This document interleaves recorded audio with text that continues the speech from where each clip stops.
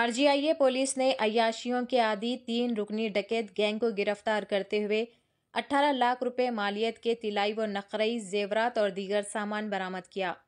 तफसीलात के मुताबिक 9 सितंबर को शमशाबाद के रघुवेंद्र कॉलोनी में नीलम सिंह नामी खातून के मकान में चोरी की वारदात पेश आई थी, जहां नामालूम अफराद ने ताला तोड़कर सोने और चांदी के जेवरात चुरा लिए थे।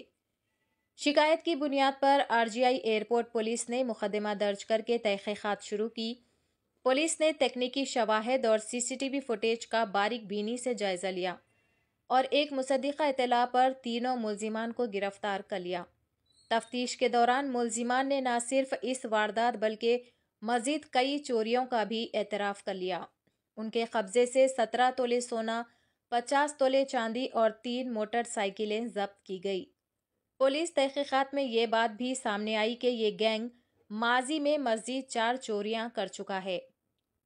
ఈ నెల 9వ తారీఖు నాడు రాఘవేంద్ర కాలనీ నుంచి నీలం సింగ్ అనే అతను కంప్లైంట్ చేశాడు. వాళ్ళు అలా ఊరికి వెళ్ళి వచ్చినప్పటికీ వాళ్ళ ఇల్లు హౌస్ బ్రేక్ అయ్యి 17 తులాల గోల్డ్, 50 తులాల సిల్వర్ దొంగతనం ఉందని కంప్లైంట్ చేస్తే దాని మీద మేము ఎఫ్ఐఆర్ చేసాము.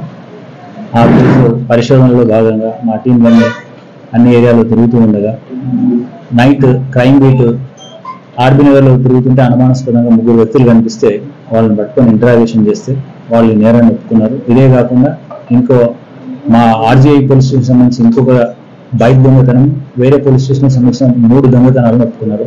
మొత్తం 5 నేరాలు చేసినట్టుగా వాళ్ళు ఒప్పుకున్నారు. అందులో భాగంగా 3 బైక్స్, 17 తులాల గోల్డ్, 50 తులాల వెండిని సీజ్ చేసి వాళ్ళని అరెస్ట్ చేసి రిమాండ్ పంపిస్తున్నారు. మొత్తం ముగ్గురు నేరస్తులు. అదే 5 కేసులు ఇప్పటి వరకు అయితే ఒకటి అంటే కేసు రిజిస్టర్ కాలేదు, వెహికల్ మాత్రం దొరికింది, అది ఇంకా ఎక్కడ కంప్లీట్ కాలేదు. అది కాకుండా 2 బైక్స్, ఇవి 2 హౌస్ బ్రేక్సింగ్స్ ఉన్నాయి, ఒకటి తాడూరు ఏరియాది, ఒకటి ఇక్కడిది. మొత్తం 5 నేరాల్లో వాళ్ళని అరెస్ట్ చేసి మేము రిమాండ్ చేస్తున్నాం.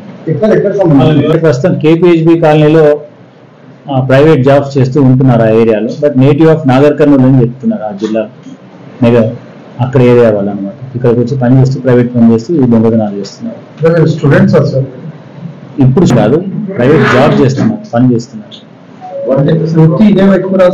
టోటల్ వర్త్ 18 lakhs ఉంటుంది.